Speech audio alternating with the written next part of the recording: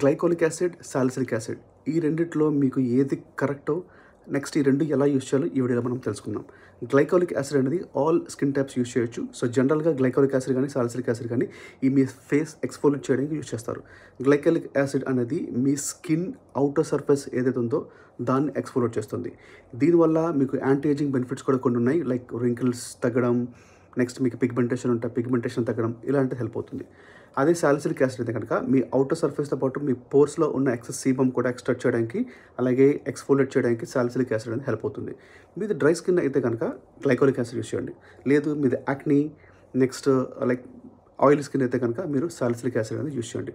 Weekly once చొప్పున start చేయండి. అలా 2 times వరకు ఇంక్రీజ్ చేసుకోవచ్చు. గ్లైకోలిక్ యాసిడ్ కాన్సన్ట్రేషన్ 5 to 7% కన్నా తక్కువ ఉండేలాగా మీరు ప్లాన్ చేసుకోండి. సాలిసిలిక్ యాసిడ్ అయితే కనుక 2% బిలో ఉండేది మీరు ప్లాన్ చేసుకోండి. ఏదైనా డౌట్స్ ఉంటే కమెంట్